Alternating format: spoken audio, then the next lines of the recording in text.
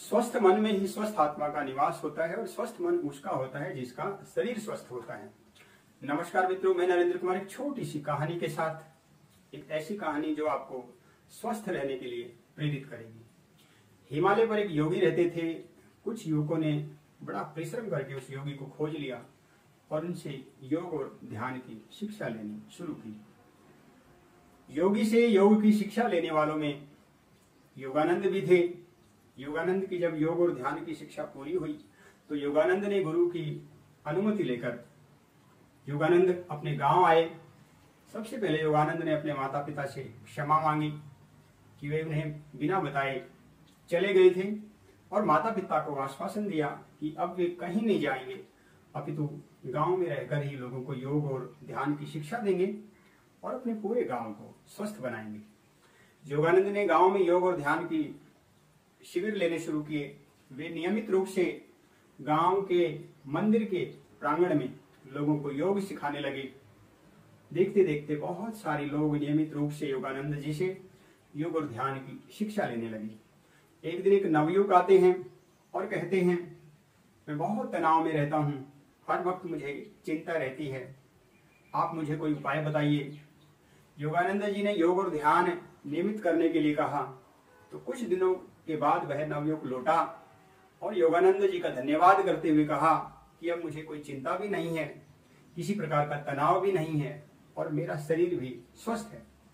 एक दिन एक नवयुवती योगानंद जी के पास आई और बताया कि उसकी कमर में हर वक्त दर्द रहता है, उसके पैरों में भी दर्द रहता है और इसके लिए वह अनेक चिकित्सकों के पास गई है, धक्के खाए हैं, बहुत सारे पैसे खर्च किए हैं, परंतु उसे कोई लाभ नहीं हुआ।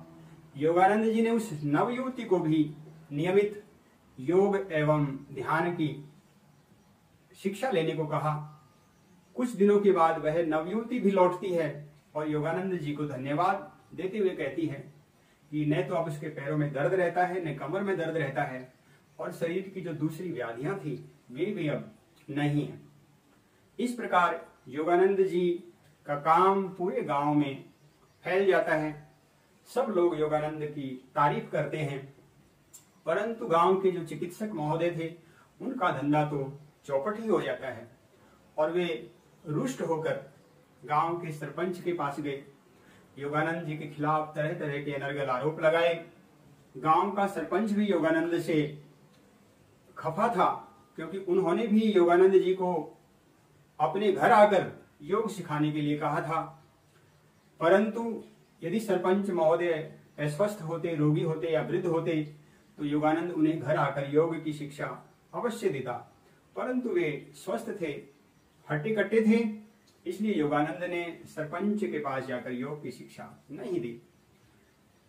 चिकित्सक की शिकायत का फायदा उठाकर सरपंच भी चिकित्सक को साथ लेकर योगानंद के पास गए और योगानंद से अपनी नाराजगी प्रकट की और सजा के तौर पर कहा, योगानंद अब से तुम गांव की सीमा में कहीं भी योग की कक्षाएं नहीं लगा सकोगे। मेरे गांव में पूरी तरह से तुम्हारे द्वारा योग शिविरों पर प्रतिबंध है। योगानंद को बड़ा कष्ट हुआ। एक दिन जिस इलाके में वह गांव था वहां के राजा घुड़सवारी कर रहे थे। असंतुलन के कारण वे घोड़े से गिर जाते हैं और उनकी कमर में बहुत गहरी चोट लग जाती है। चोट इतनी गहरी होती है कि वे स्थायी रूप से बिस्तर पर पड़े रहते हैं।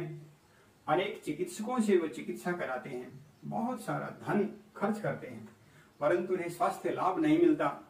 मंत्री के कहने से योगानंद को बुलाया जाता है और योगानंद राजा की हालात देखकर कहते हैं कि आपकी रीढ़ की हड्डी में चोट है, इससे संबंधित आसन आपको करने होंगे और 15-20 दिनों के नियमित प्रयोग से राजा स्वस्थ हो गए।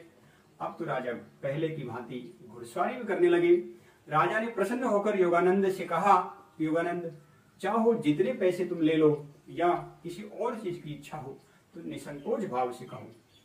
योगानंद ने कहा कि हे महाराज, मुझे पैसों की कोई आवश्यकता नहीं, बस मैं तो इतना चाहता हूँ मेरे गांव में पहले की भांति योग की कक्षाएं लगे और सरपंच महोदय से कहकर मुझे योग की कक्षाएं लेने की अनुमति दिलवा दीजिए।